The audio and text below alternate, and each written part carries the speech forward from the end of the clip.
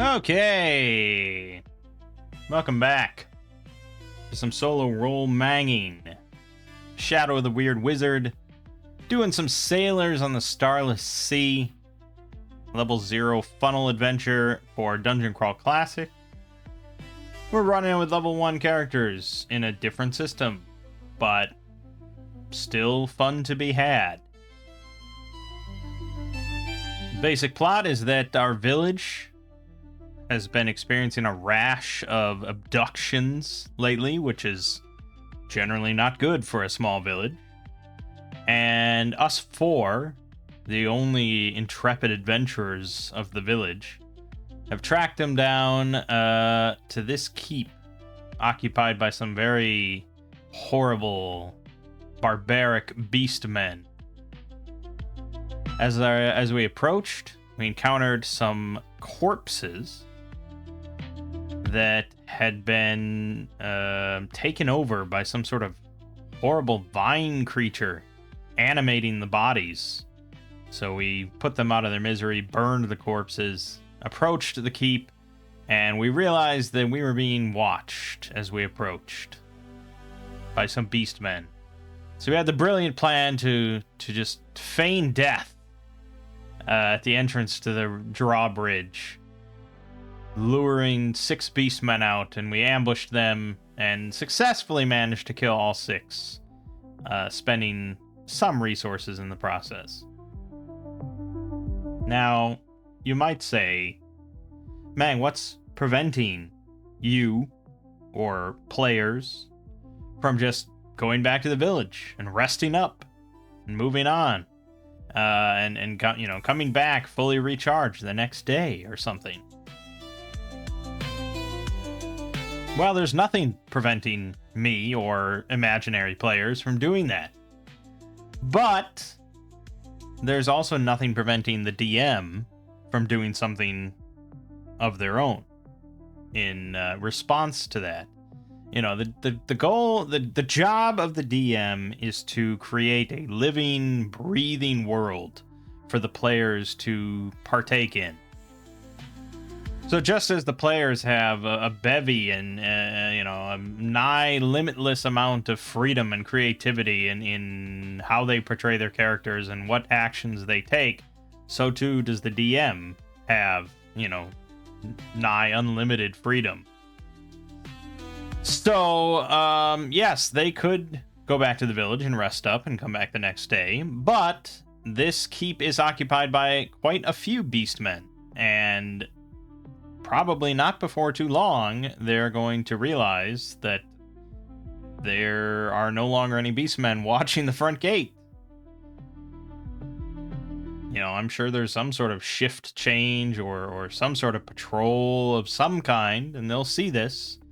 And most of the beastmen are pretty dumb, but as we saw, there are a few that are somewhat intelligent, that retain their ability to reason. And they would see that, someone has managed to slaughter 6 of our soldiers. Some of them shot in the back as they tried to flee.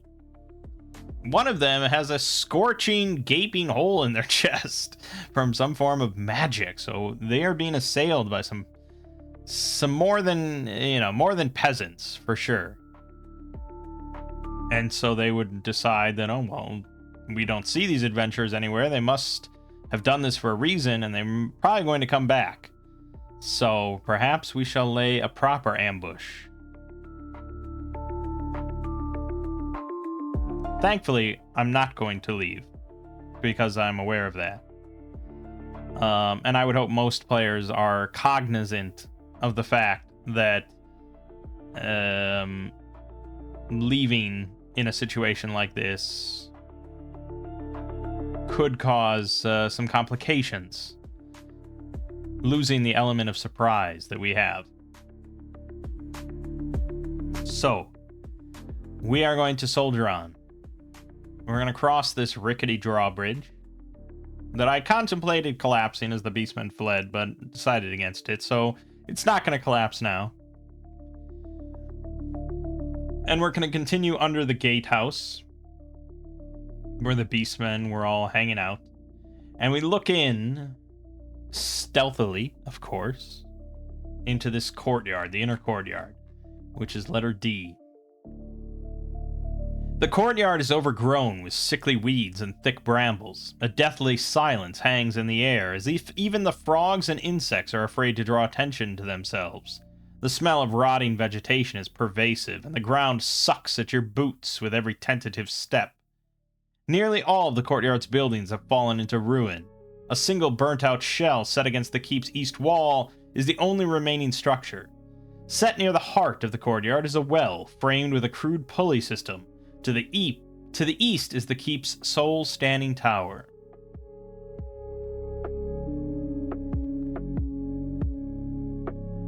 So we can see a muddy trail leading from the gatehouse through the brambles to the south tower. This small side trail runs to the well. The muddy footprints indicate a wide variety of creatures. Human footprints, the tracks of large creatures with only 3 toes, hawk-like talons, and perhaps even the slithering tail of an enormous snake. Trail of an enormous snake.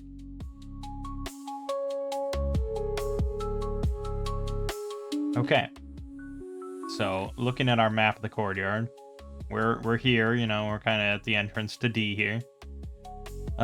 We see a building here, E,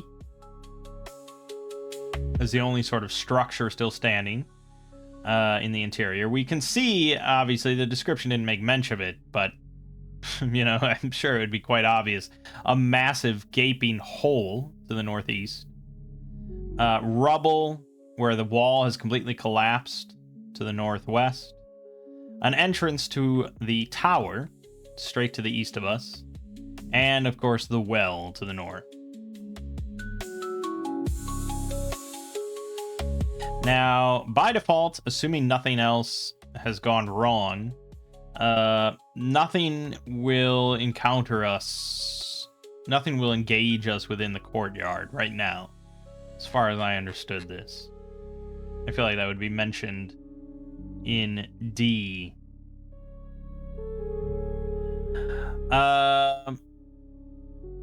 If we explicitly search the whole courtyard, we can find this forgotten cache. But I don't think that's what our group will do. I usually don't, during these solo things, I usually don't cheat like that and just give myself all the good treasure. And I think most groups wouldn't search the whole courtyard. Maybe after the adventure's over, if you survive and it's still here, possibly. But with beastmen potentially lurking around every corner, it seems kind of foolish. So, without reading ahead of anything further, I think we'd probably inch our way over towards the center of the courtyard. And if I were playing, I'd probably want a little bit more info about what this building is and how it looks, how ruined it is, if we can, like, look through any cracks in it to see if there's any movement or, you know, we definitely want to listen. And while inching our way over there, we definitely want to look towards that hole just to see if there's anything bubbling out of it or anything dangerous. You know, it's a very open, potentially horrible thing. So E. This once proud edifice has fallen into ruin like the rest of the keep. All that remains of the building are fire-scarred high stone walls and toad-faced gargoyles leering from above. The singed bronze doors, cast with hundreds of wailing demonic faces, are barred from the outside. The portal is marked with a single word drawn in flaking red paint. Repent. Alright, so obviously not a good look, having a big set of double metal doors barred from the outside and the word repent written on it in like red paint. Very ominous, very concerning. Now it says all that remains of the building are the walls and gargoyles. Which sounds like, what else would be there? You know? What is missing? The roof? If there's no roof, I feel like that should be mentioned. But it doesn't mention that, so I assume it's just a building. It's kind of an odd description, really. I would definitely question it. If I was playing, I'd want to know why. What about is in ruins?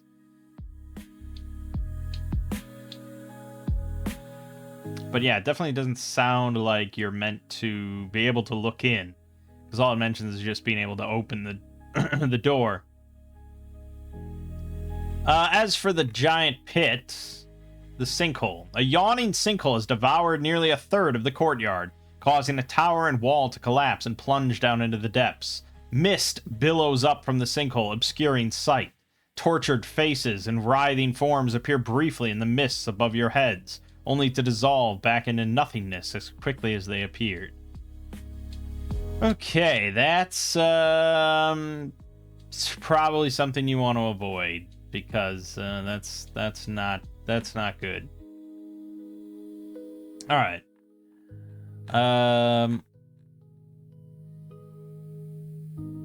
I guess then let's inch over towards the well as well, because we want to be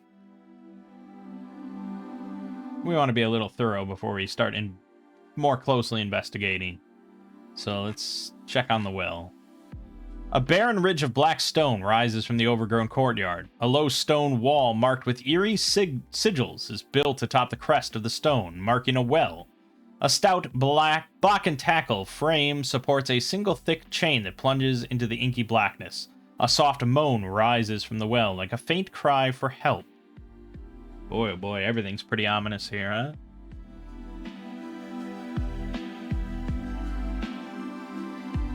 Okay. And then there's the ruined wall. The keep's massive wall has collapsed here, spilling cyclopean stone blocks down the rocky slope. The blocks are precariously balanced atop one another like a Titan's game of dice. Alright, so most of this is describing it if you are coming in from the outside.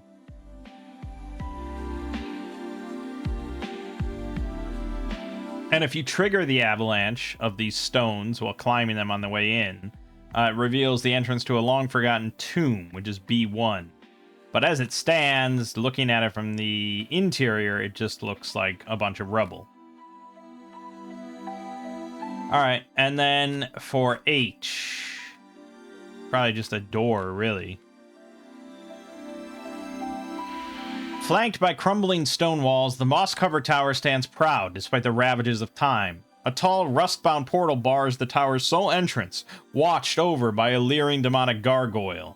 Rings of deep arrow slits pierce the thick walls, and overarching battlements loom high above. Alright.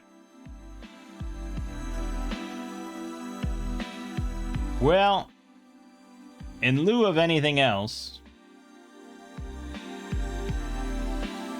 I suppose we'll check out this building.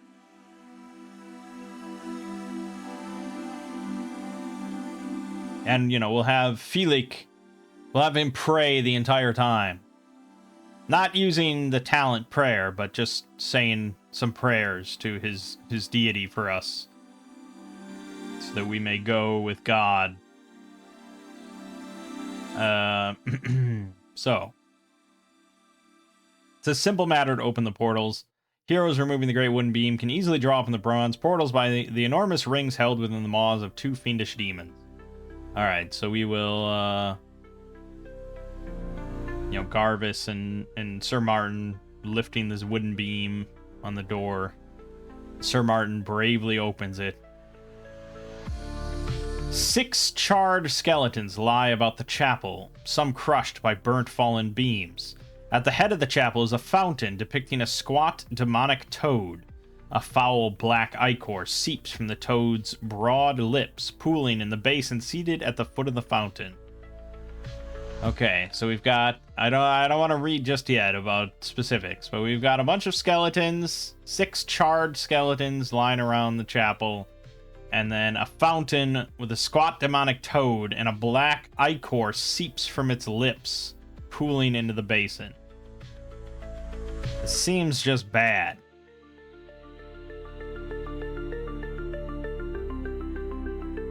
They're charred skeletons. So we could step in and just start, like, crushing them. We could just start stomping. Or we could go an alternate route and try and have Felix sort of just bless the place and cleanse it somewhat. We don't really have any holy water or anything. You know, all he's got is his words and his beliefs. It's not much. But yeah, I guess that's what I would say as a player, is Felix gonna enter behind Sir Martin and try and bless the place, ward it of evil and stuff.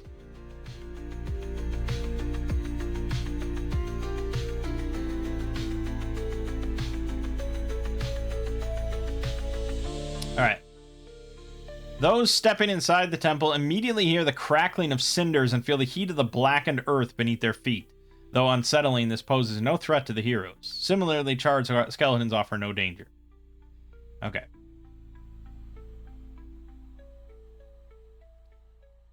So, we see, even from here, the frog fountain has some red gemstone eyes and jeweled fangs.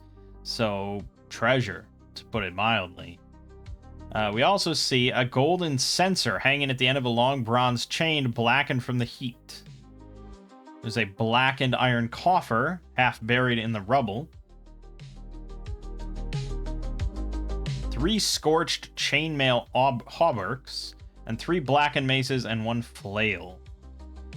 Okay, so we see some loot as we enter, and he's trying to bless the place. But as we come within 10 feet of the basin, which we eventually would, seems the most evil, we feel heat coming off of the fountain.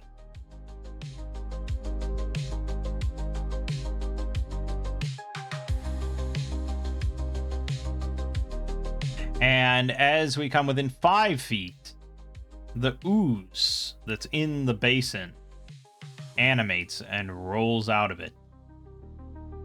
And we have here a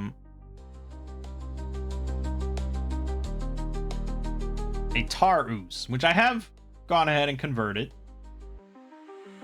I think GPT did a pretty good job.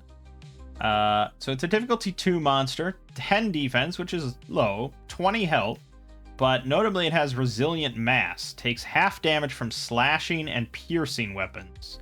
And anybody that hits it with a melee attack has to make a strength check or their weapon becomes stuck, requiring a turn. Really, that should read requiring an action to retrieve it. I thought that was kind of fun. And then its attack is a pseudopod slam, dealing 1d6 damage. But at the start of the victim's next turn, the wound or whatever ignites, and they take 1d4 fire damage.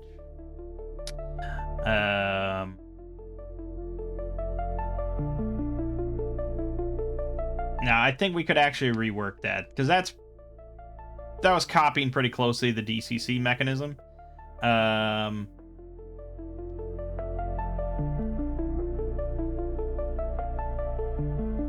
So I think we changed that to, on a hit,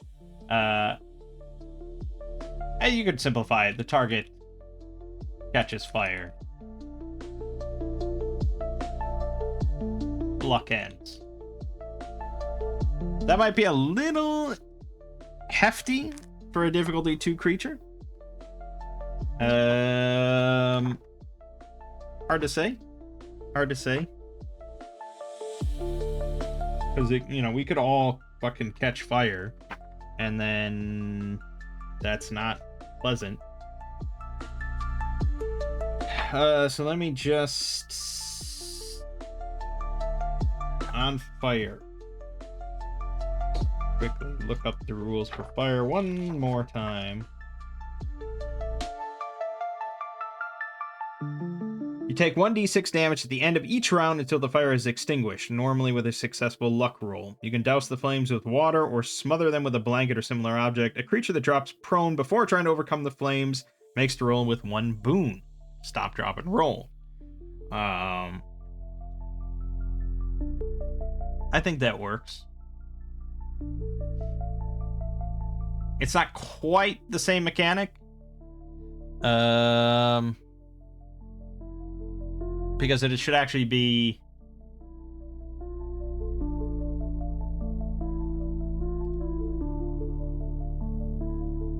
You could actually... Yeah, on a hit at the start of their next turn, the target catches fire. It's a little wonky.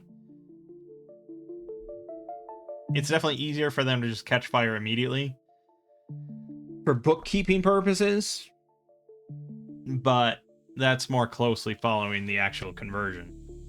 Alright, so let's roll with that. Now, here, as written, we have 1 tar ooze.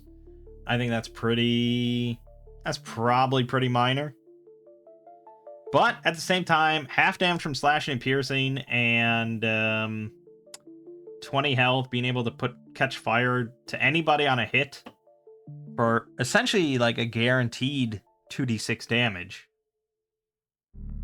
if they hit. I mean, it's yeah, you know. Let's go with 2. You know, there is a supplement coming that has way more info about like creating your own monsters and stuff. Right now, I'm just really not sure where to put certain monsters' difficulty.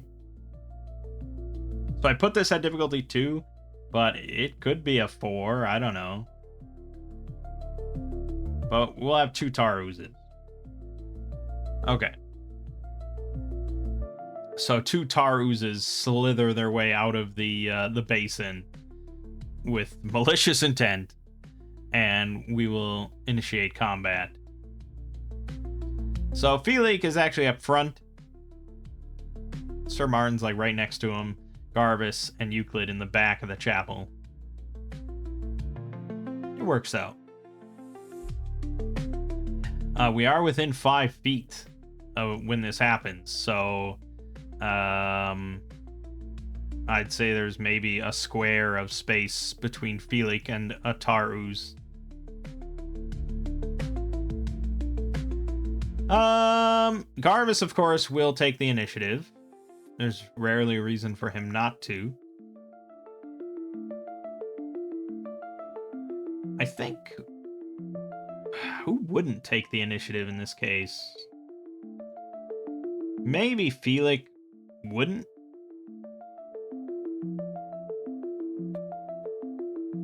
He might want to dodge instead. I think Sir Martin prefers to be up front. So he might take the initiative just to move ahead of Felix and get into position, and maybe... I mean, yeah, maybe they can all alpha strike down one of the tar oozes, but half damage from Sir Martin and half damage from Garvis makes it a little tricky.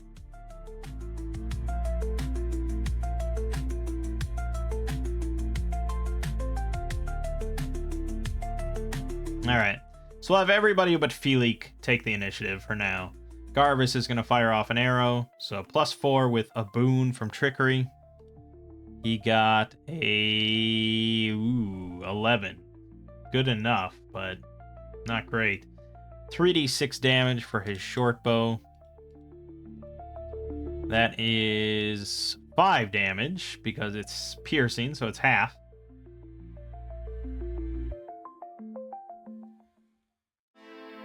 So the first one is at 15 health.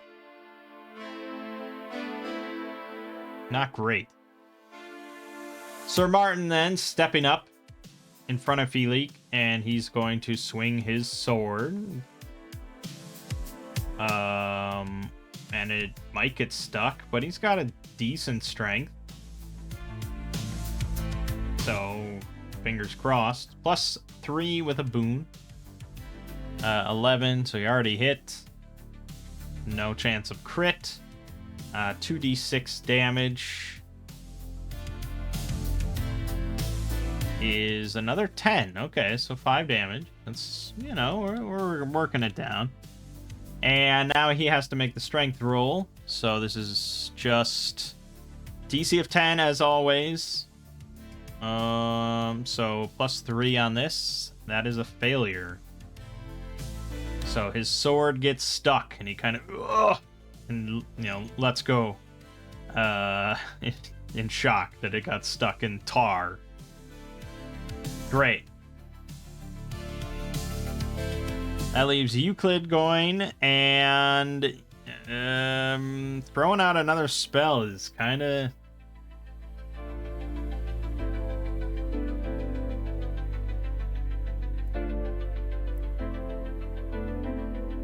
Now, I don't know if we want to have these things interact with fire in an interesting way. They're tar oozes, but they ignite. They give off heat and they ignite. So it's not like they're vulnerable to fire. That would be very strange if they then ignite stuff around them and give off heat. So, but I also don't know if I'd want to make it so that they like heal from fire or anything, or are immune to fire. I think just we'll ignore fire mechanics as being anything other than normal.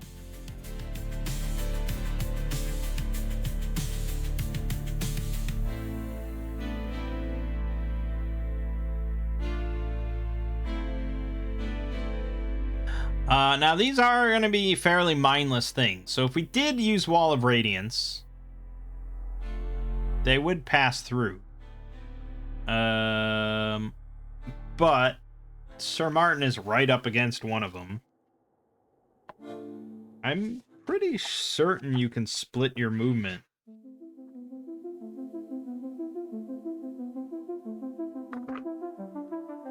So you can move a little bit.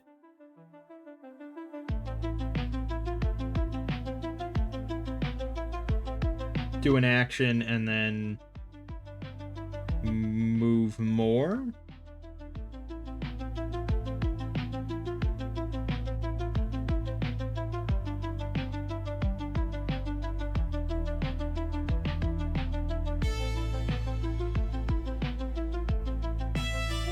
Doesn't really say you can't do that, so yeah, I'm probably gonna go with that assumption.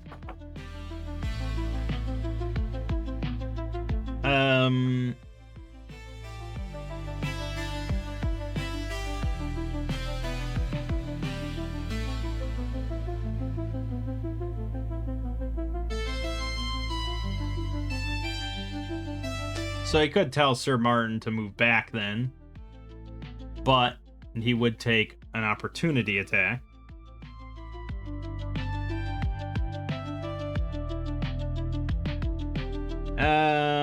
But no, because, okay, so you take a free attack unless you specifically retreat, which means that you have to spend twice as much movement.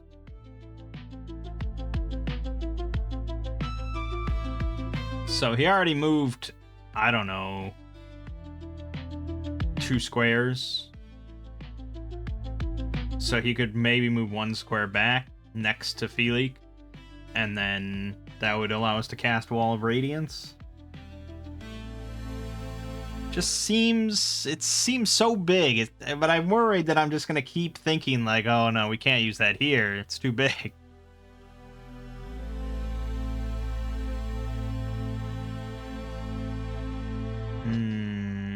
Shit.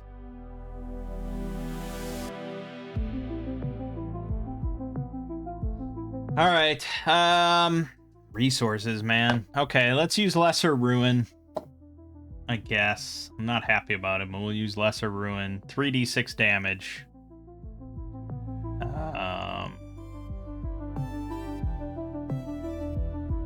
Yeah. Put a second asterisk there. 3d6. Come on, big money. Fuck, man. Low rolls. That average of 3d6 is 11. So we got screwed. Brings him down to 3. and he's got a sword stuck in him, and the other one is full health. Alright, they get to go now.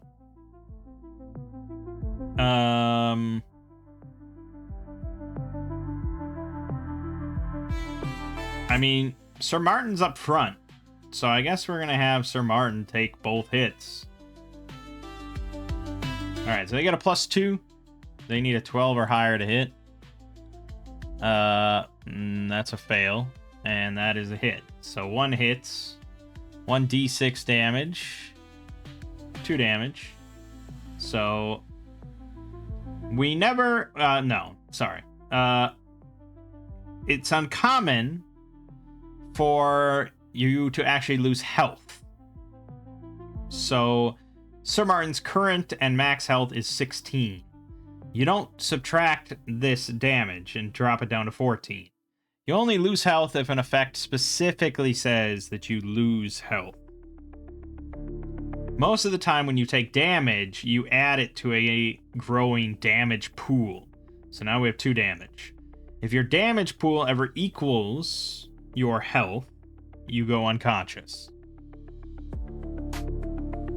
So you can take damage and lose health, and both are sort of bringing you closer to unconsciousness, but they are 2 separate resource pools, you know. And most times you're just taking damage and not touching your health. So he took 2 damage, and at the start of his next turn, he will catch fire luck end. Alright. Then Felix goes, he's going to step forward. He's going to swing at the one that's pretty injured. And he's got a club, so he does not deal half damage. But he only has a +3. He is going to use prayer to get a boon here, because he needs it. No, he doesn't. He got a 19. So 23. And he does 2d6 damage, full up, 8, dead. Okay, we crushed one of the oozes. But we have finally taken damage, so there's that. New round. Yeah, everyone's going to take initiative, because why wouldn't you?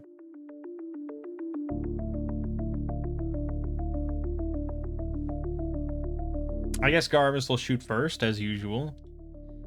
He rolled a 2, so I don't think there's any saving this. Maybe if he rolls a 6. He did not, so he just misses. Great. Sir Martin will go. He catches fire. He's going to pick up his sword, which I believe is just a minor... Yeah, it's a minor activity, so it costs him 2 yards of movement. He's going to swing said sword. 15. Ooh, I think he crit. That is a crit. He got a 23. So that's 3d6 damage, and he gets to roll it twice. 15. Pretty great. So that's rounded down. There's usually like a master rule.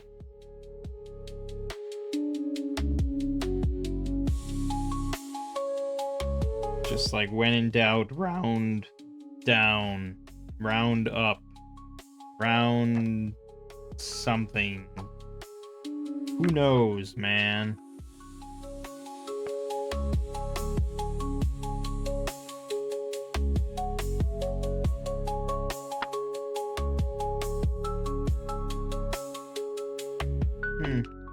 Yeah, that information could be anywhere.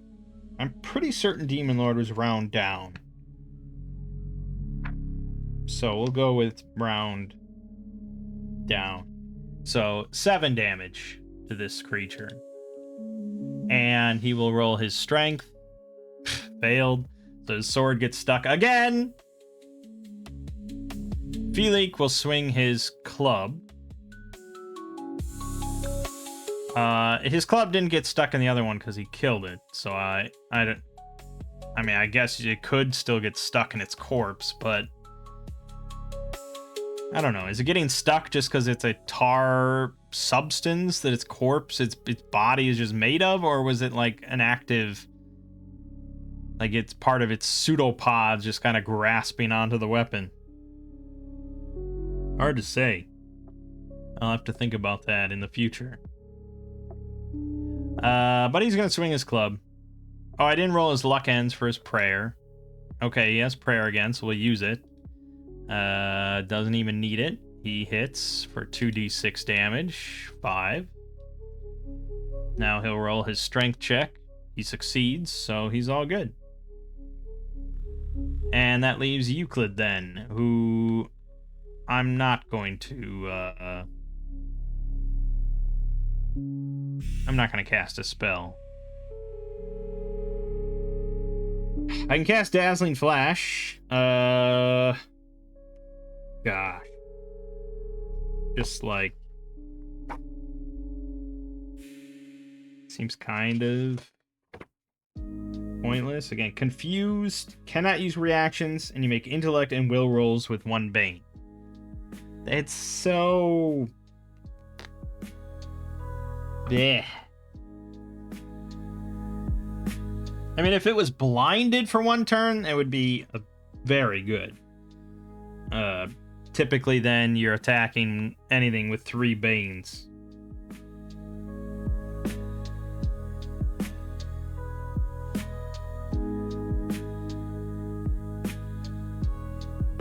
But that would be pretty good at will. At range, you know. Just based on a luck roll.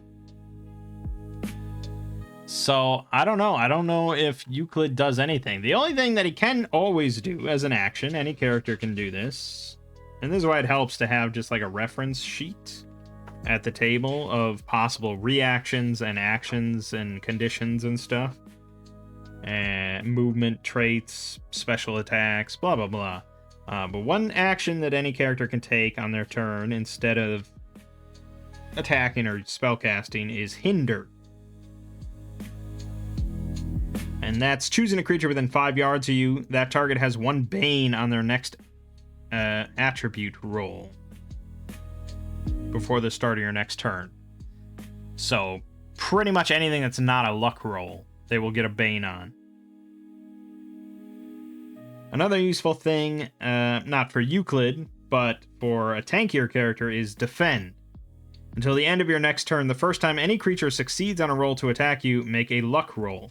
On a success, you turn the creature's success into a failure. So until the end of your next turn, anytime you would get hit, you have a 55% chance to turn it into a failure. And, you know, you can get attacked multiple times, but if it would normally miss, it doesn't expend your defend. It's only when you would be hit that you then make the luck roll. So that's pretty handy for a tanky unit. It's kind of up front. I mean, it could be good for anybody, but Euclid is in no risk, so he's going to hinder the Tar Ooze. Then it's the Tar Ooze's turn. It's going to attack. It sees Sir Martin is already on fire, so it's going to go for Felik instead. Felik does have his reaction. No, he doesn't. Everyone used their reaction this time to take initiative. But if Felik did have his reaction, he could then dodge, which would add a bane to this attack roll. But thanks to Hinder, he already has a bane, so we're probably okay. So this is d20 plus 2, 6, minus 5. So he rolled a 1. He got a 1. It wouldn't have hit regardless. It wasn't even close to hitting his 15 defense. But Hinder all but guaranteed that it would miss. He would have to have rolled, you know, like... he would have to have rolled pretty well. Good. So now, at the end of the turn, because Sir Martin is on fire, he takes 1d6 damage. 1 damage. And then he gets to make his luck roll. And he succeeded, so he's no longer on fire. Wasn't that bad. All right, new round. Yeah, I mean, everyone will take initiative. Why not? Sir Martin has to yank his sword out of the Tarus. So that's... I guess then he wouldn't take initiative because he's not doing anything with his action other than pulling the sword out. So he'd rather have his reaction for dodge if it comes to that. Felix, however, will swing his club. I'll roll for his luck ends for prayer. He does not have prayer, so this is just a straight d20 plus 3. He rolled quite well, so that's 2d6 damage. 8 damage is just enough to kill it. Because it is a club. Alright, and that is that combat. Still pretty easy. I think I'm still underestimating the characters and their capabilities. It's hard for enemies to land hits on our frontliners, and these enemies are pretty basic. They're not doing special tactics or harassing the back line or anything. So, yeah, we probably could have done more and heap some abuse on our characters. But that's why I'm doing this, is that I want to learn more the ins and outs of the system for when I properly run it.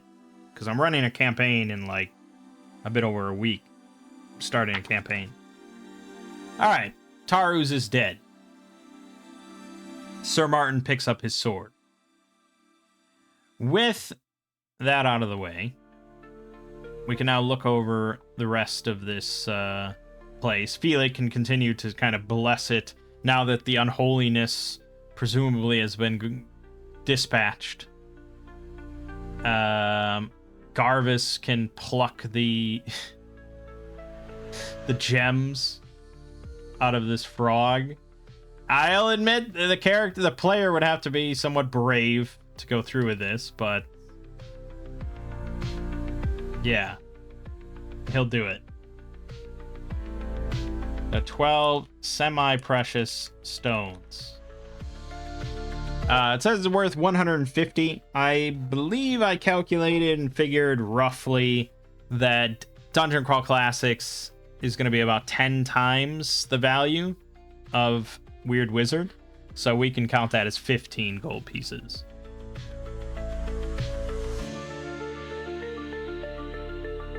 And since I have kind of unlimited knowledge, I'll just write 15 gold pieces. We also find a golden censer.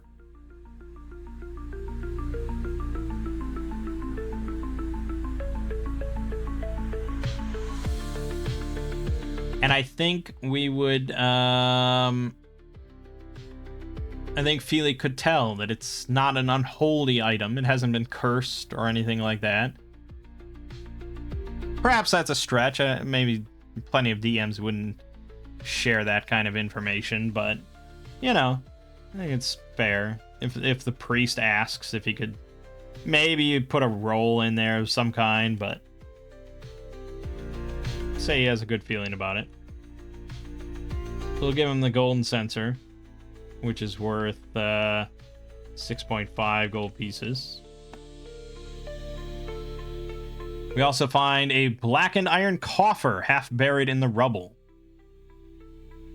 So it either has to be lock-picked open or smashed open.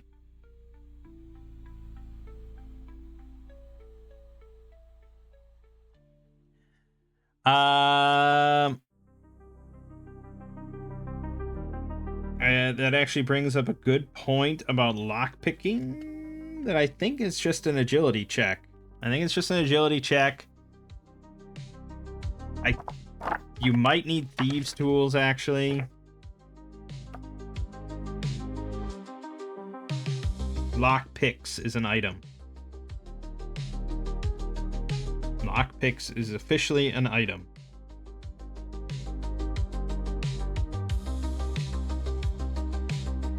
Yep, okay. So we don't have lockpicks. We don't start with that. We don't have any of that. So we'd have to smash open this blackened coffer. We We could. I mean, I'm sure we could. But inside we'd find 3 cones of incense wrapped in sanctified unholy cloth stitched with golden signs of chaos.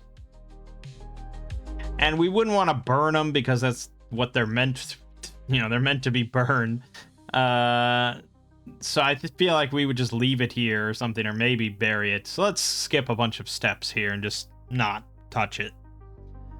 3 scorched chainmail hauberks. Now, if I was running this, which I guess I am, what would I classify these as? Chainmail is medium armor. It provides 15 defense. Requires strength of 11, but Felix and Sir Martin would almost certainly like to have chainmail. It costs 15 silver pieces normally.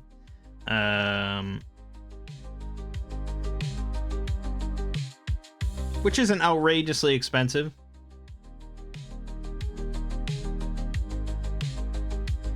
But I think I'd have to classify these as inferior chainmail.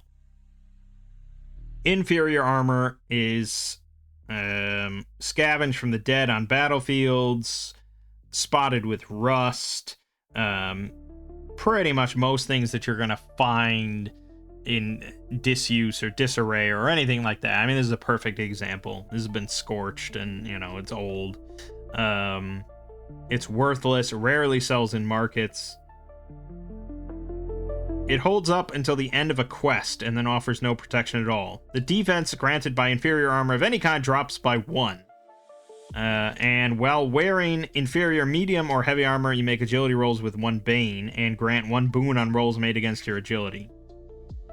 So that means that this would be 14 defense, which is still a bump for Sir Martin. It would actually bump his defense up to 16 while wearing it. Just for this quest, but that still might save his life. But yeah, make agility rolls, all agility rolls with 1 bane, and grant 1 boon on all rolls made against his agility.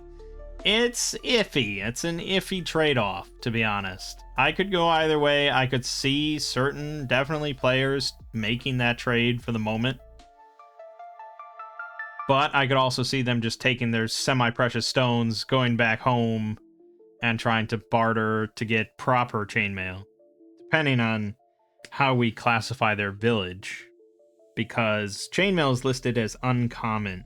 So probably not available in a small village. That's usually restricted to common stuff. So assuming that, if I explain that and say you are not getting proper chainmail unless you go to a bigger town, and that's going to be quite a bit of time, they might take the scorched chainmail, the inferior chainmail.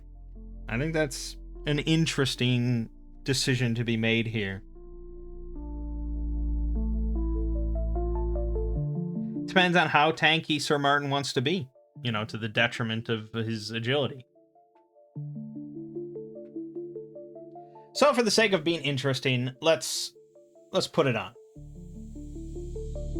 So I'm going to put here inferior chainmail, defense 14. So I'm going to bump his defense up to 16. And I'm just going to write here agility bane. So we always see that. All right, there, it's done. He straps on one of his scorched chainmail. There's also 3 blackened maces and 1 flail. These would be inferior weapons. I don't know if that exists.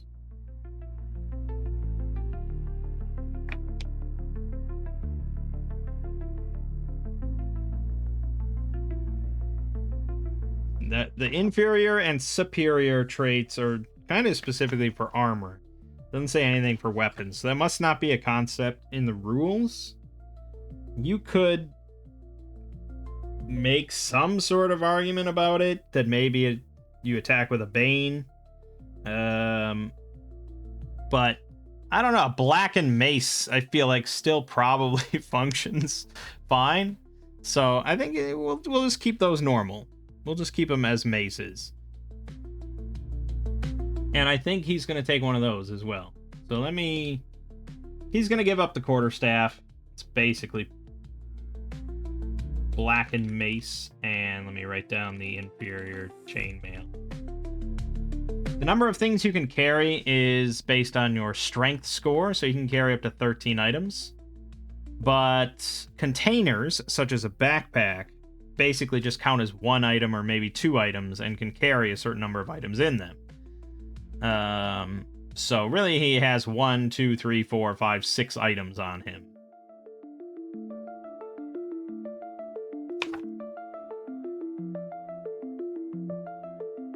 Except medium armor counts as 2, and he has 1 set of that. So he has 1, 2, 3, 4, 5, 6, 7 items. Still, he's got plenty of space. His backpack's not even full. Usually, I think the idea is Weird Wizard is not super strict about carrying limits and things like that. It's not one of those kind of games. There are rules for it, you know, and it's usually like a kind of within reason sort of thing. But certain items do take up more than one spot.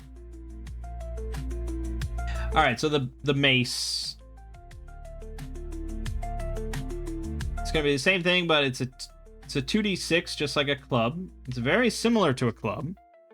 The only difference is that the club has no traits. The mace has the bludgeoning trait.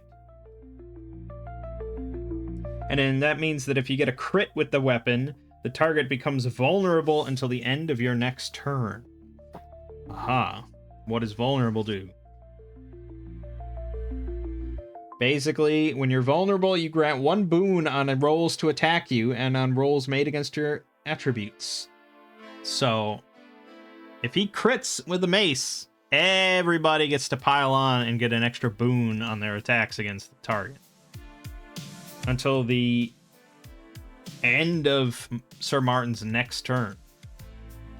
And, you know, he saw that Felix's club was definitely more effective than his sword against those oozes. So there might be a purpose in carrying around a mace compared to his trusty longsword. Alright, we looted this place pretty good, so I think we're done here. There's not much else to see, so we're going to step back out into the courtyard. And now, I guess we're going to approach the tower. The other notable structure here.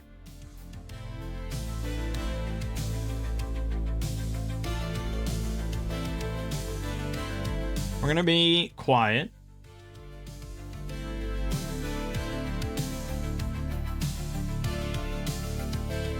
And this is where, you know, if the players say, okay, we're going to sneak up to the door. And then you'd say, okay, let's look at the sneak rules. And these specifically fall under movement. So, special forms of movement. Sneak. You attempt to move without making much, if any, sound. For every 2 yards of movement you expend, you sneak 1 yard across the surface on which you are standing, making no more sound than a whisper during your movement. If you wear heavy armor or attempt to sneak across a noisy surface, such as broken glass, gravel, and the like, the sage might call for you to make an agility roll. So that means by default, from the way that's written, if you're not wearing heavy armor and just walking across grass, there is no roll necessary to sneak. I feel like other extenuating circumstances might arise. But okay, now it says heavy armor. If you're wearing heavy armor, it's interesting that they put that because heavy armor is a classification of armor. It's above medium armor. But medium armor also says here that it imposes 1 bane on rolls made to sneak while wearing it. Heavy armor says the same thing. They both have 1 Bane on sneaking. So I wonder when it wrote the sneak thing if they meant if you're wearing heavy armor as if to say if you're wearing heavier armor, heavier than light armor.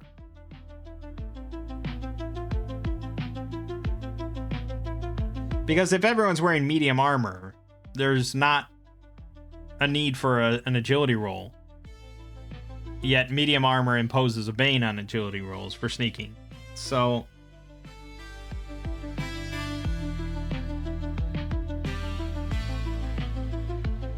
I feel like probably we're going to be calling for an agility roll here.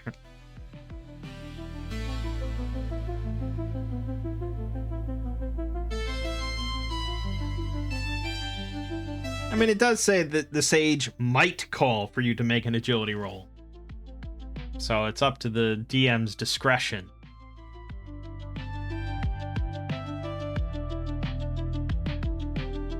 But I usually like to have players roll stealth if they say they're moving stealthily. Just because if I say, alright, fine, you get there and you're stealthy, then it's like, okay, there's nothing there, you know? It's like, it spoils the surprise. So, I like having them roll just so they're not really sure one way or the other. So, alright, agility rolls. Felix and Sir Martin are both wearing medium armor. Brigandine is medium armor. So they're both going to get a Bane. And Sir Martin actually has 2 Banes. One for his normal, for wearing medium armor. And then another one for wearing inferior medium armor. Double negative. Does not equal a positive in this case.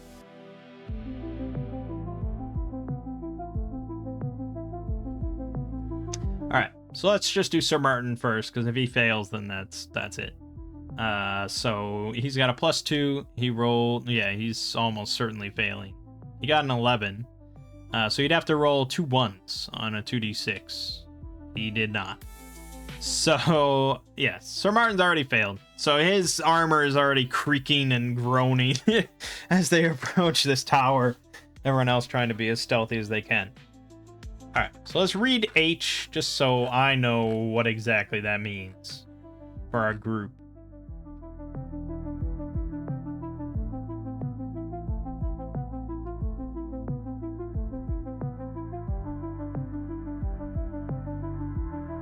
Okay. So, there's a number of beastmen in there lurking.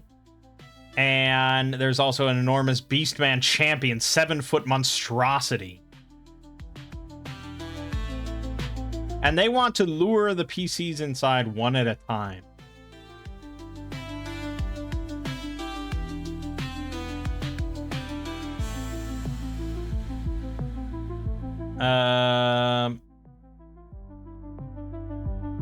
Yeah. That's basically it. They want to... I don't know how they do it one at a time specifically. It just says they are trying to lure the PCs one at a time.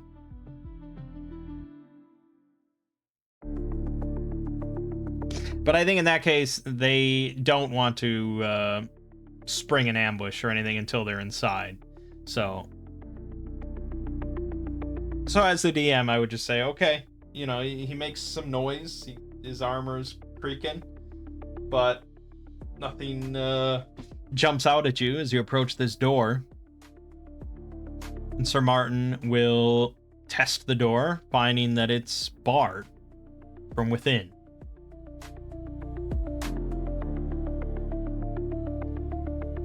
So breaking down the door requires a DC 20 strength check. Now, if this were Dungeon Crawl Classics, obviously that's as high of a number as it sounds. You might have +1 to your strength, possibly +2. It's rare for a level 0 character to have more than that. So yeah, you'd have to roll an 18, 19, or 20 to break down this door. Alternatively, a PC armed with an axe or hammer can destroy the door with 5 minutes of hard labor. How do we translate this to Shadow the Weird Wizard, since everything is a DC of 10? Well, you can have a lot of Banes, so you could have 3 or 4 Banes on the roll, which basically guarantees a -6, most likely, to the roll, which means that Sir Martin, to succeed at a -6, would have to roll a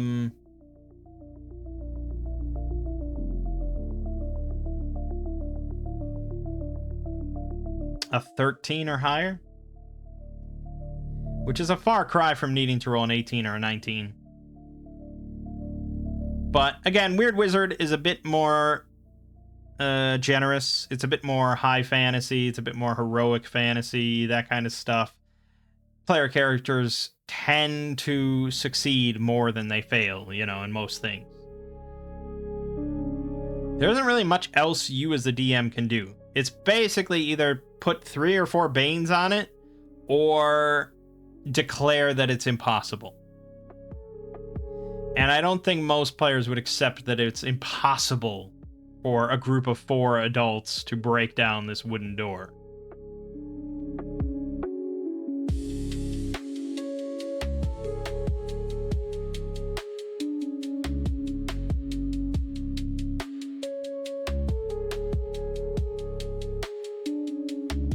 But that's really all, you know, for converting like a DC, something like that.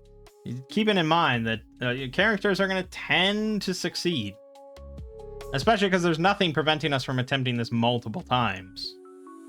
I mean, maybe you want to put some pain on players or something, but yeah, chances are, unless you're going to say it's impossible, they're going to get in. So let's just do it, I guess. Sir Martin will try and break it down, shoulder check it. We'll give him 3 Banes. So his Banes, he got a 6. So he's got a -6. He rolled a 14. So, you know, that's an 11 total. Which is a success, because it's a DC 10. Again, that's as far as I understand the rules, and that's how it was in Demon Lord.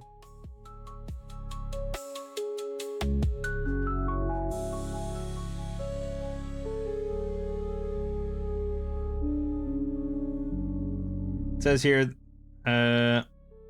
normally the target number is 10 if no one resists the efforts that warranted making the roll. If you make a roll that is opposed by a creature or object, the target number is the score of the attribute you are rolling against. Right. But objects don't have attributes most of the time. Doors don't have attributes. Doors don't even have, like, defense.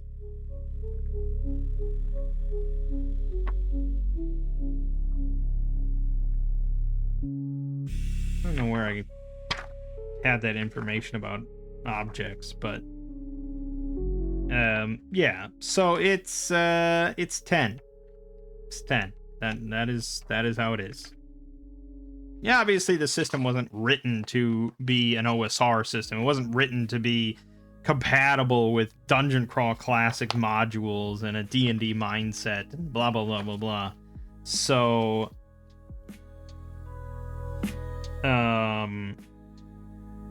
yeah, that's what it is. So he breaks down the door. Fine.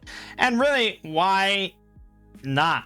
You know, why as a DM, why are you against a character like this just easily breaking through a wooden door? I mean, it's barred, I suppose. But if it wasn't barred, you know, it would have been probably no Banes, really. It's fairly easy for a stout fighter to just break down a wooden door. Whereas here, he did need to roll at least a 13. So, chances are, the odds were that he would actually fail. Anyways. So he bursts through. The hot stench of rot rolls from the tower, raising bile in the back of your throat. The floor of the wide tower is covered in rotting hides of cattle, sheep, and men. A narrow staircase spirals around the tower wall.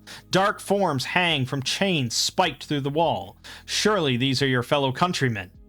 A pack of snarling beast men slowly emerges from the shadows, bloody spears clutched in their gnarled hands. Okay, an enormous beastman champion crouches atop the spiral staircase directly above the door, attacking the PCs with surprise from above. So I don't think he'd appear turn 1. I think he would wait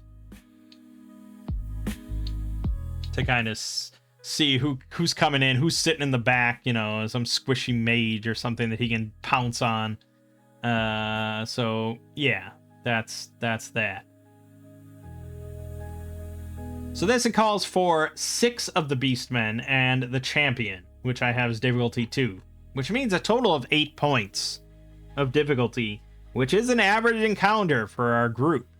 So I might not even change this, which tells you how fucking absolutely deadly this fight is in Dungeon Crawl Classic with level 0 characters. I mean, these Beastmen, and especially the champion, are going to be slaughtering. But at the same time, basically you have 16 characters rolling in here, and every single one of them can do like D6 damage. So, you know, it's pretty possible for your level 0 characters to kill some Beastmen. But yeah, people are going to die. So we'll leave it as written. We'll have 6 Beastmen that we see crowded inside this tower. Sir Martin had already bursted through the door, so he's ready to go. Felix is there as well. And a smart group would probably immediately try to lure them outside into the sunlight, into the open air, rather than kind of being forced into this bottleneck. But most groups are not very smart. And most groups are going to just charge in and fight. So we will do the same. So Garvis is going to, he's going to have to step in. They're all going to have to step in. I imagine the light difference would make it very hard to... I'd impose Banes if they tried to fire into the darkness like that while standing in the light. That would just be a little too tricky, I think. But anyways, combat starts.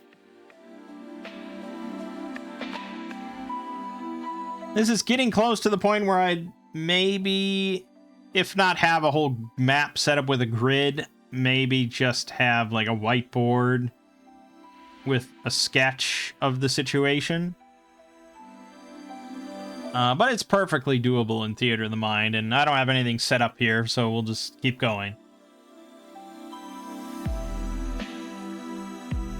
As usual, I think Garvis is just going to go. He's going to take the initiative and try and put one of these Beastmen down. 3d6 damage, on average, will kill a Beastman in one shot. So he's going to take the initiative. Other characters, I think I'm actually going to lean against Sir Martin taking the initiative.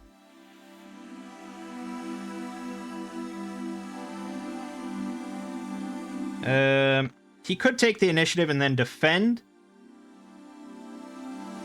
which would possibly make him tankier. Or he could not take the initiative, use his dodge, and then also get an attack in, which is probably better. Yeah, these things aren't targeting his agility, so his inferior armor doesn't really matter, and is beneficial. I mean, this is why we put it on. It's precisely because of this situation. In that case, I think Felix will also not take the initiative because he doesn't want to be ahead of Sir Martin. And he'd also prefer to have his dodge reaction.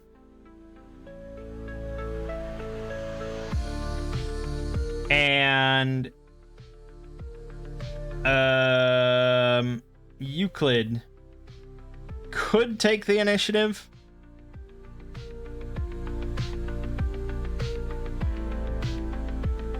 Because I feel like he probably wants to cast maybe Pain or something. Or, yeah, maybe just Scorching Ray against one of the Beastmen. So maybe if we can put down 2 Beastmen, Sir Martin will probably survive the other 4. I'm doing all this without knowledge of the Beastman champion. Because, you know, players wouldn't know about him. Alright, let's do Garvis first. Taking the initiative. Firing off a shot. D20 plus 4 with a boon. Oh yeah, no problem. Alright, 3d6 damage on a Beastman. 9. Scheisse. That's pretty shitty. Alright. One of them's got 1 health left. Looking pretty bloody, but not out of it.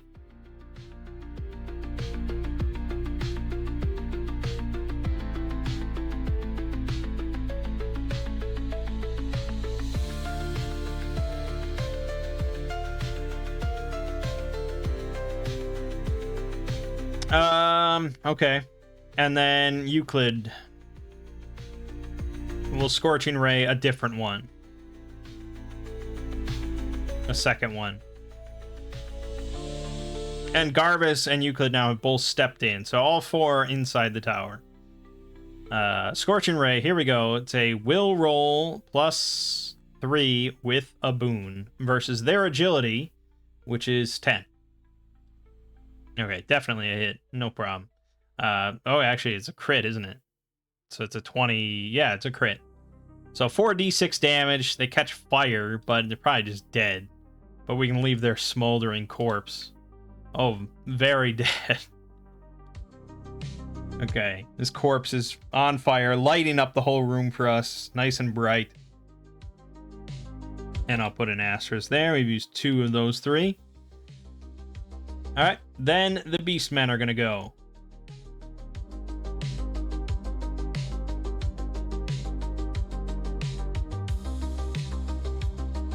Now, when I run from my family, I tend to be pretty nice about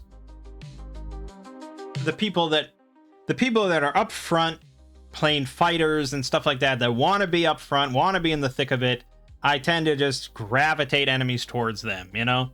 They like that. That's where they want to be. The people that are sitting in the back, shooting their bows and, you know, things like that, firing off crossbows, they don't like being in the thick of it. They don't like being, you know, toe-to-toe with enemies. So I tend to often leave them alone. I don't run it... I don't run combat as war, as they say. I run combat as a game.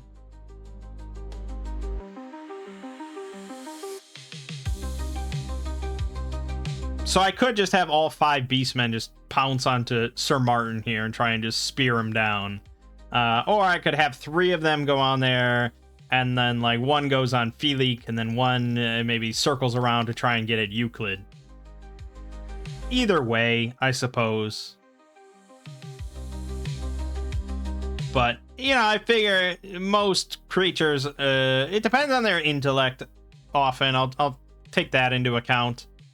If they're really smart, they see how dangerous Euclid is, and, you know, it's possible that all 5 of them might go for the mage. They saw how fucking dangerous he is.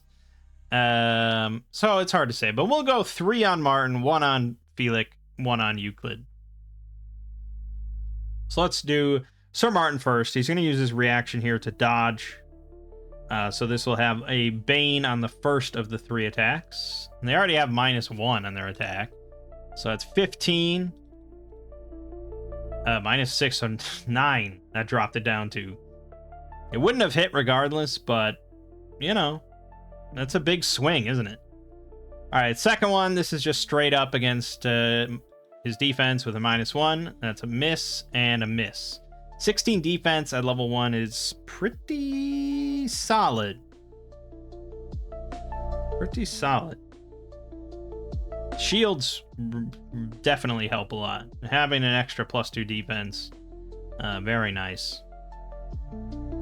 All right, Felix will also use his dodge to impose a Bane here. Doesn't matter, he also misses. Euclid cannot dodge. And he only has an 11 defense, so he's quite vulnerable. That is a 13, so that is going to be a hit against Euclid for 2d6 damage. 8. Oof. So he's at 8 damage, 12 health, 4 more damage, and he's down. And we have no healer of any kind. So, yeah. Okay. Then Sir Martin and Felix get to go. So Sir Martin will swing with everything he's got. He'll use his longsword. It's good. It's a good choice against these fleshy beastmen. There's +3 with a boon. That is sadly not a crit. That's a 19. Not quite a crit. 2d6 damage against the one that has 1 health, we'll say. He'll finish that off. Dead.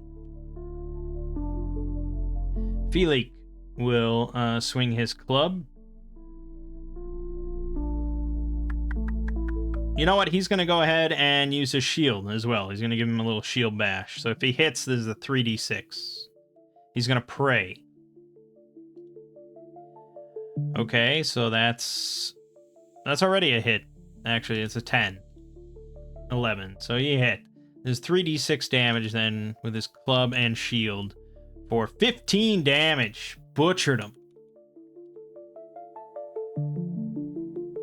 Now, his defense then is 13 until the end of his next turn. Did we say that? Wherever the hell that information is listed.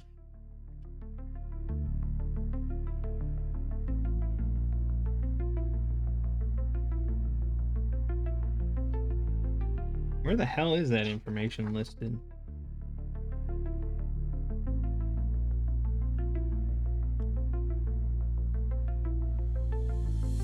It's not under the attacking with 2 weapons section. It's not listed. Oh, here it is. Till the start of your next turn. Okay, yeah. 13 defense till the start of his next turn. Good reason to take the initiative then. Get your defense back quicker. That's it then. That's the whole round.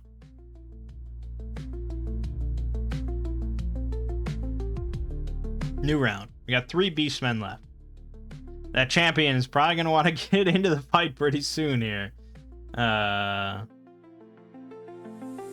we also have Euclid in danger zone.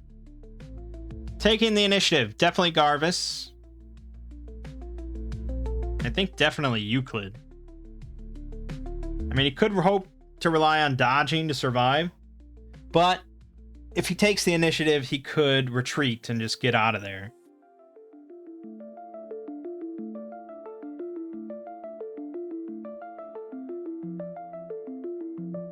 But if he retreats, he's only going to be able to step back like, a couple yards. And then he's still going to have this beastman on him. I mean, what else is going to change? He could coordinate with Garvis, and hope Garvis either kills him or weakens him enough that maybe Euclid could smack him with his quarterstaff or something. So, all right. Those will both take their initiative.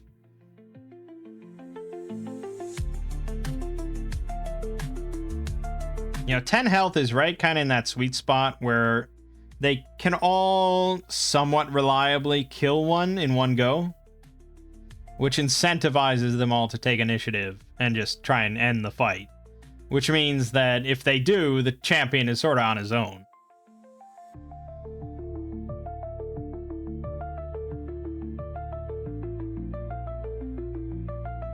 But, you know, I have to run it as it is, and I think they'd all take the initiative.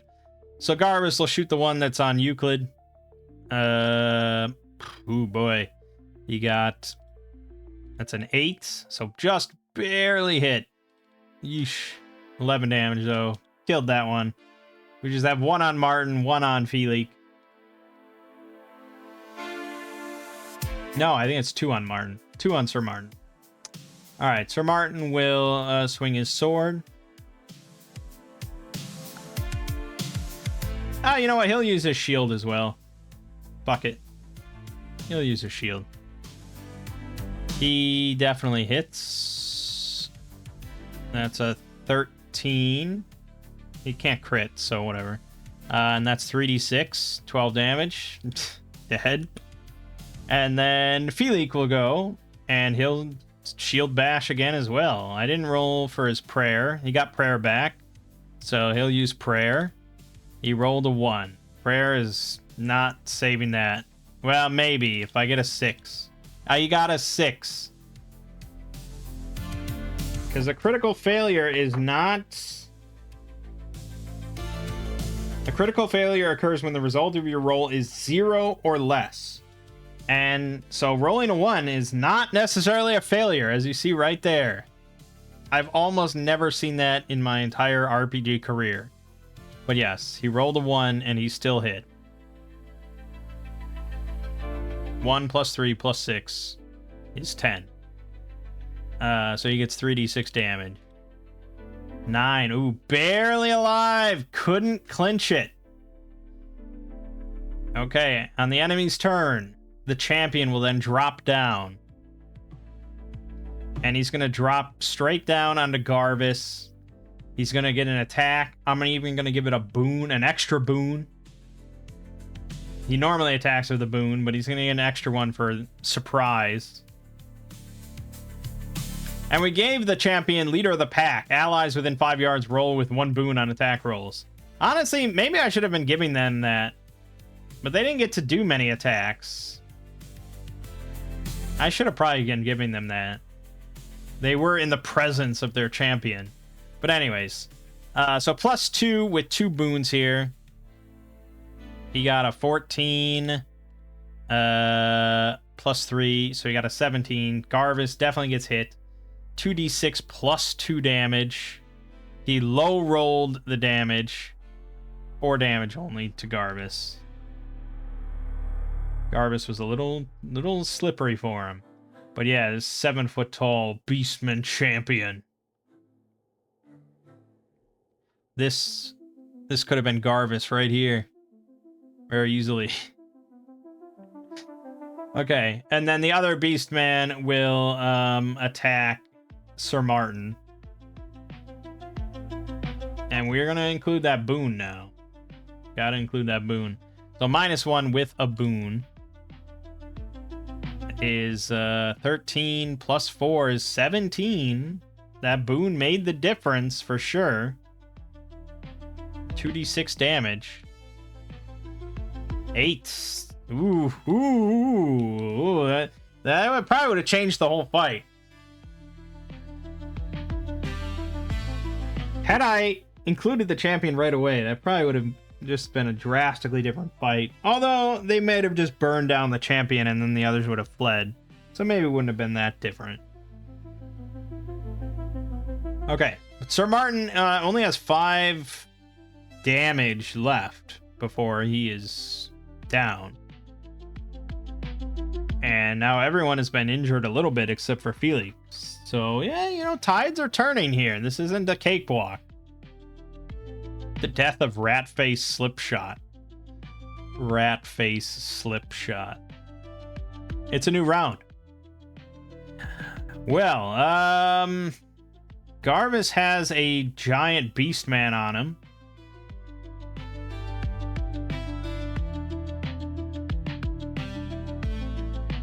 He probably wants to take the initiative, but he also has Cunning Dodge, which increases the boons or banes granted by dodge by 1. So that means that when the champion attacks him, if he dodges, he'll actually be rolling with a bane, whereas normally he would just nullify the boon. That makes it a bit more tantalizing rather than taking the initiative, taking 2 steps away with retreat, and then firing an arrow.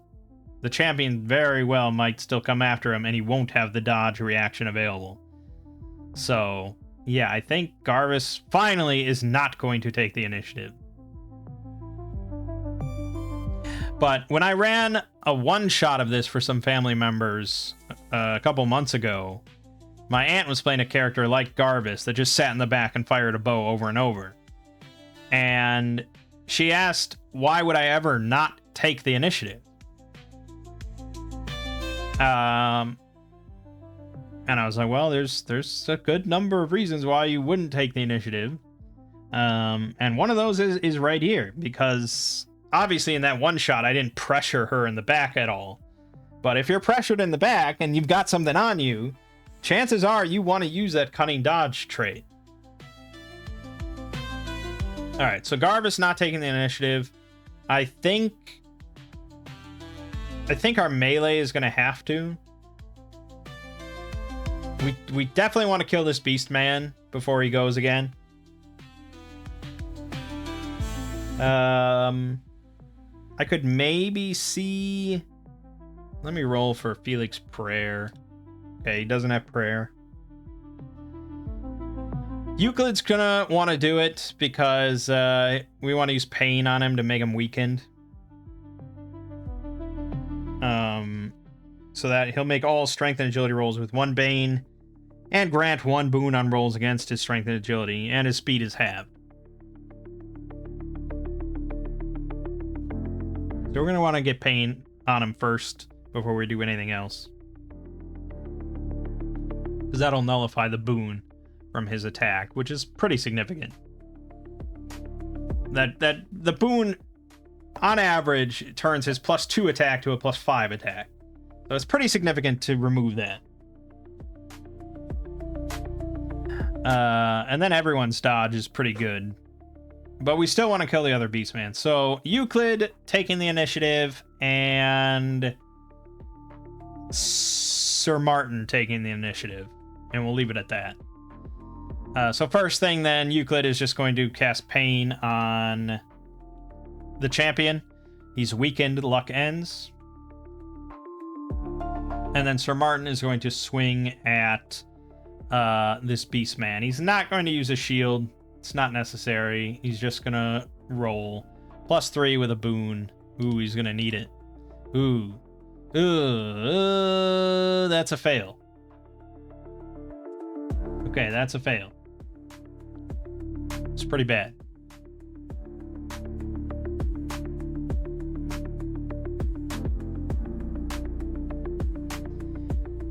I could retreat, because I believe Felix is also next to this Beastman. And if I was DMing it and I was in that situation, the Beastman probably would just turn against the guy still next to him. So I guess Sir Martin will retreat, 2 steps, 2 squares. That's all you can really do with retreat.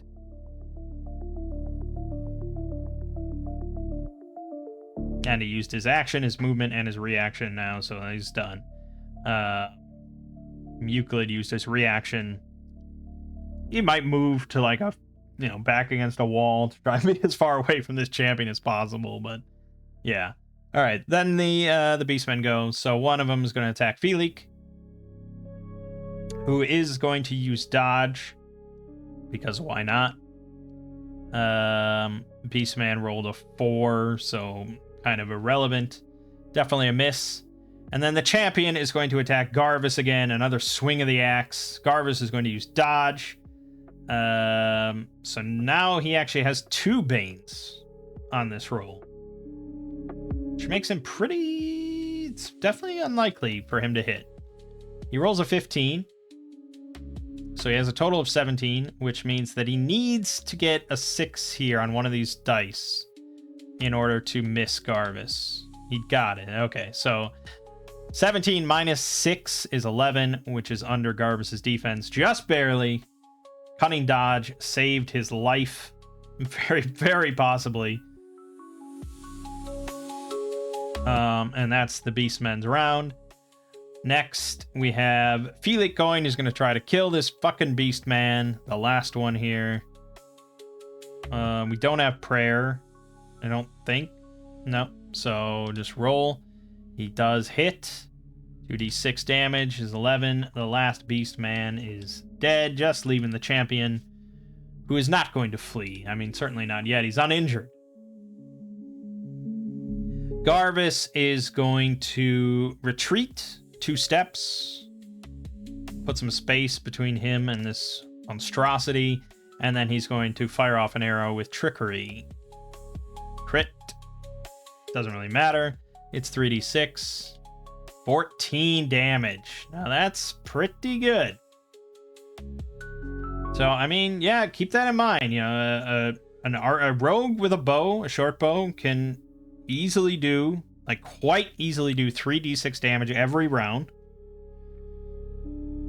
And a fighter, assuming they used a two-handed weapon, such as a maul, could easily also do 3d6 damage every round, because they also have a boon on their attacks. So 10 health creatures at level 1 are quite susceptible to just being killed one by one each round.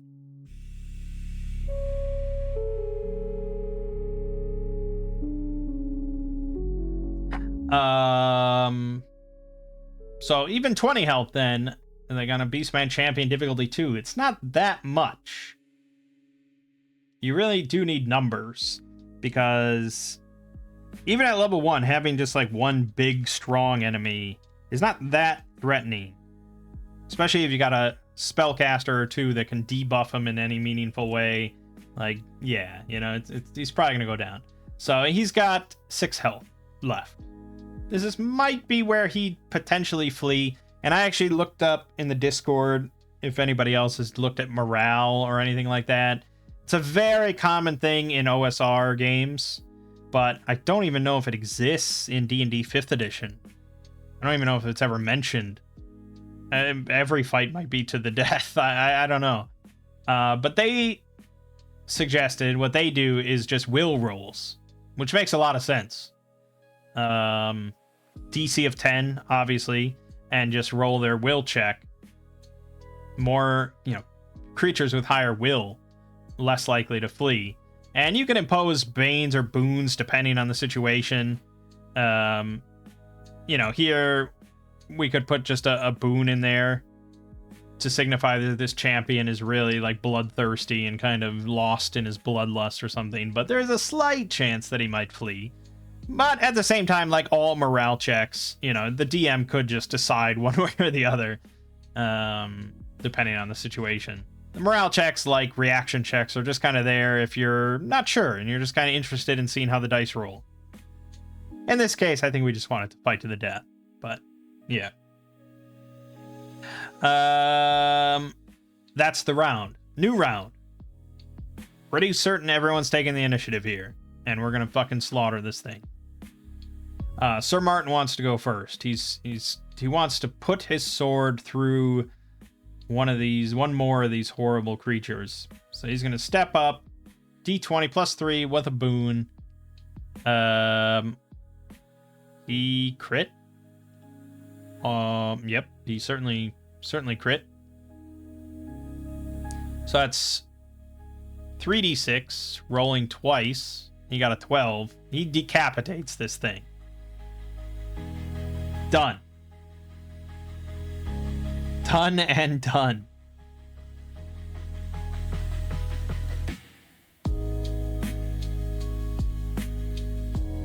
It said that the beastmen fight as long as the champion lives, so I never had. I just left them continue going.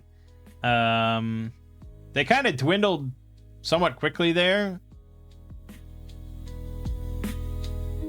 So, like, when the second round started, half of them were still there, and they knew the champion was about to drop down, so I figured, they were confident enough. One of them had speared the mage pretty good, and, blah, blah, blah. Just kind of, it went quick. It was a quick fight. But that's kind of what I would expect for an average encounter. I think that was appropriately put forth for Weird Wizard. Like I said, for DCC, that's a much tougher fight. And I think I vaguely recall that when I did run this for some friends years back, I think that's where they got slaughtered. But yeah, so multiple characters took damage there. Sir Martin has 5 damage remaining. Garvis 10, Euclid 4. We're down Holy Symbol. We're down. We have 1 Scorching Ray left, 1 Lesser Ruin left, 2 Pain, and 1 Wall of Radiance. So we've used up kind of like half our spells. But we do have 1 form of heal. Sir Martin has Combat Recovery. He could have used this right when he took the big hit, which he probably should have. But at any time, he can just use an action to heal half of his damage total, rounding down.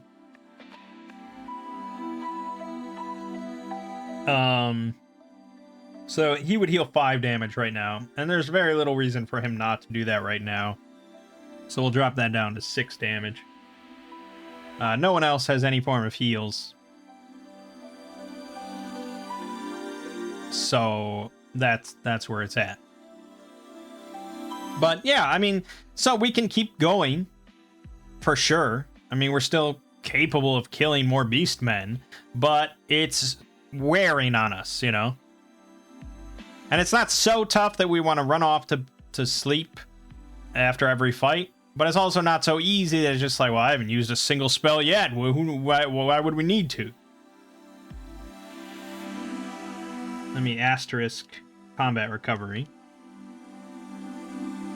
Yeah, so that was good. The Beastman champion wears a large silver torque hung with bleached skulls. Each skull is branded with a chaos rune. By virtue of the craftsmanship and precious metal, the torque is worth 100 gold pieces, but when donned by a chaotic wizard, the torque grants a +1 bonus to all spell checks. Destroying the torque grants lawful aligned PCs a bonus of +1 XP while earning them the notice and perhaps enmity of the gods of chaos. So that's all pretty specific to Dungeon Crawl Classics. Dungeon Crawl Classic. I'd want to rework that for Shadow of the Weird Wizard.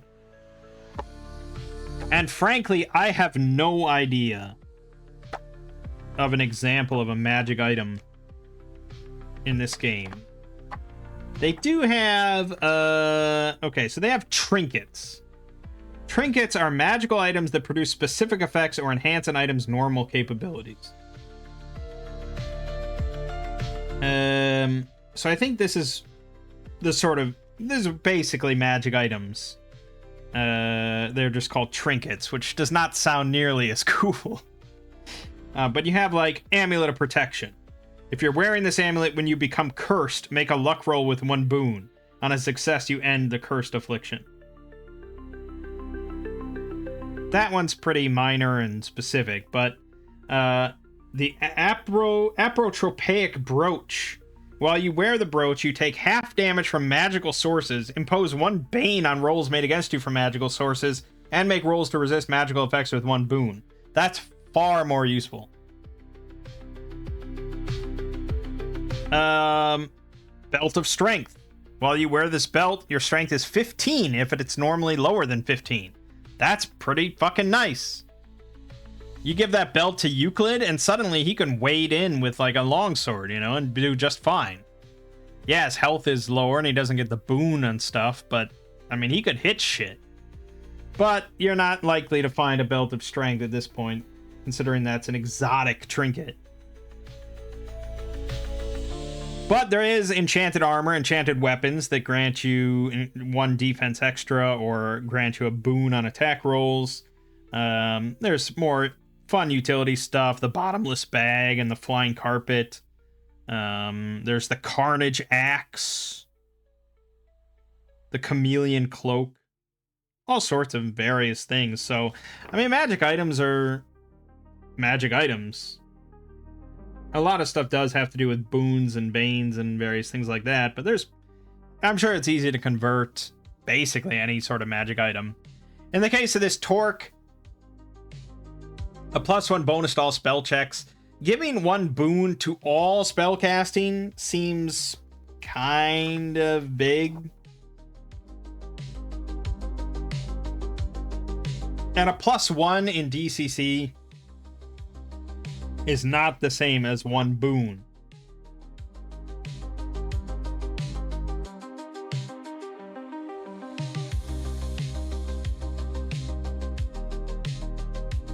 So, I don't know if there's something close to the equivalent here.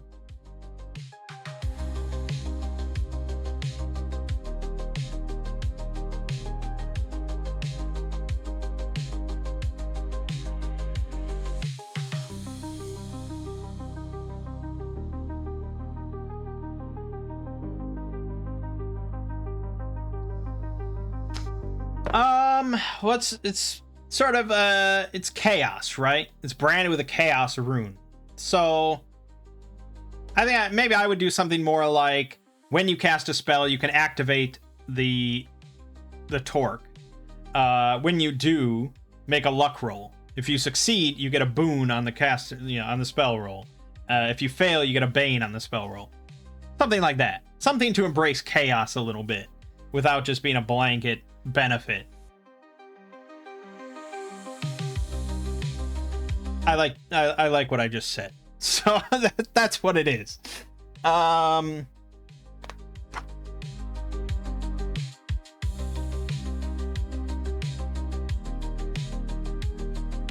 really say, I don't think anything. Oh, here, identifying trinkets. Spending 1 minute experimenting with the object enables you to make an intellect roll. On a success, you learn its traits. On a failure, you must use some other method to discover what it does. Often the best way is through experimentation. Alright. So while the others are poking around the room, Euclid is going to try and inspect this torque. He's going to make the intellect roll. We could have Felix pray for him. Honestly, either that or having Garvis use trickery on it is also nearly as good, but we'll have Felix use prayer. So +3 with a boon. He didn't even need the boon. So he identifies this, that it is sort of chaotic, which is not necessarily evil, it's just chaotic. And it is the effect as described. And he'll definitely pick that up. Even though the only thing it really benefits potentially is Scorching Ray, because the destruction spells are mostly guaranteed, except for Shatter. We'll call this Chaos Torque. Luck roll when casting for Boon or Bane. Yeah, I think that's interesting. Okay, so while he was doing that, the tower floor and the steps spiraling up the wall are covered in gore-covered furs. Searching the chamber scatters waves of fleas and lice. Worse, there's a 1 in 6 chance that the searcher encounters a rot grub hidden amid the rotting hides. On a successful attack, the grub burrows into the PC's flesh, working its way toward the heart in 1d4 plus 2 rounds. Digging out the grub requires a DC 15 agility check, causing 1 HP of damage per attempt. Barbers, surgeons, and other PCs with a medical background receive a +2 bonus to the check. If the grub isn't removed in time, it burrows into the victim's heart, resulting in instantaneous death. Persistent searchers discover a small alcove set in the floor, hidden by piles of rotting hides. The alcove contains loose coins and an elven short sword set with emeralds wrapped in a simple green cloak. Sewn into the hem of the cloak is a treasure map inked on vellum and leading to the location of the judge's choosing. 3 torches, still flammable despite their age, are set in sconces on the wall.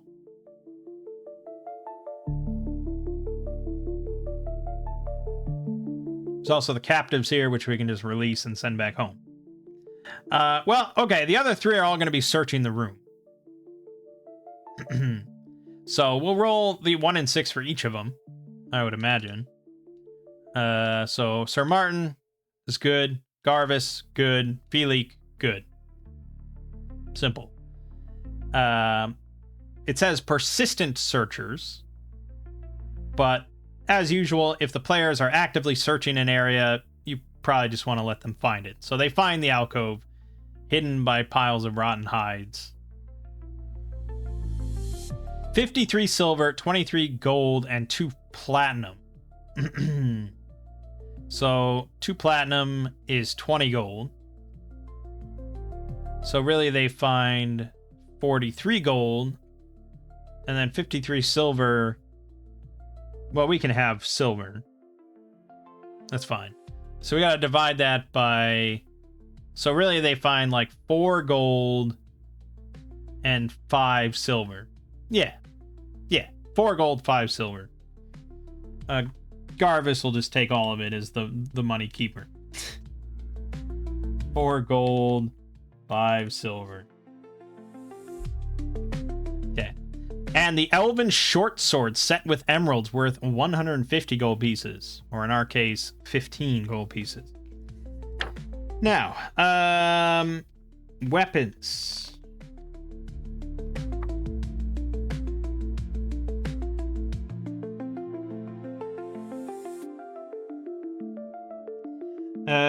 Weapon materials. Weapons with unusual and valuable materials count as superior weapons. Generally, inferior materials make inferior weapons. Soft metal and wood, for example, make inferior swords and other blades. So there are inferior and superior weapons, apparently. They just don't detail what that means at all.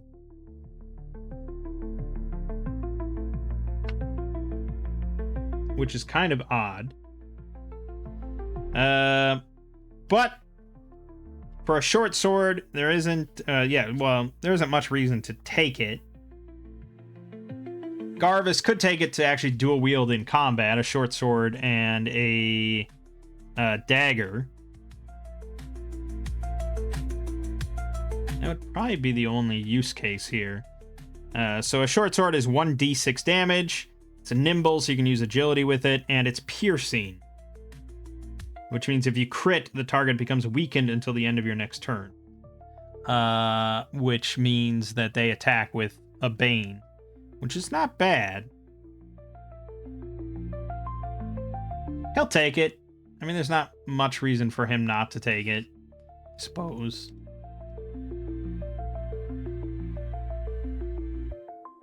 Worst comes to worst, he'll just sell it, because it's not like it's really... Yeah, I don't know, actually, like, what... I'm gonna look up on the Discord what people say about superior weapons and stuff.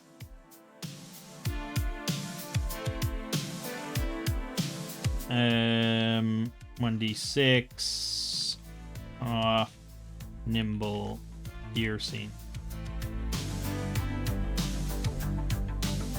As for the treasure map, we obviously don't really care much about that. Okay, and then the only other thing here is we can go up the stairs to go to the gatehouse, but I don't think the gatehouse actually has anything in it. Doesn't mention anything that's inside of the gatehouse. We could loot the corpses here, but the only thing that's potentially other of value is the champion's battle axe, which is listed as an item, battle axe. It deals 2d6 damage, requires strength of 12. It's also slow. It's versatile as well, so one-handed or two-handed, and it's brutal. When rolling damage for an attack made using this weapon, you can re-roll each die that comes up as 1 once. I would say generally I'd rather have slashing, but you know, ones do come up when you're dealing with exclusively D6s.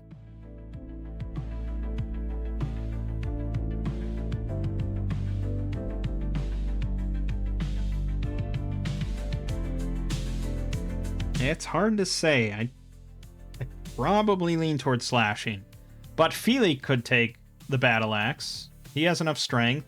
It's generally better than the club.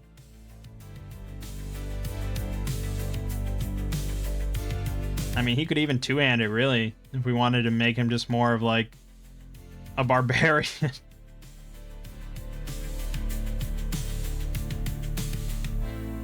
then he's swinging 3d6, which, as we've seen, 3d6 can pretty easily kill.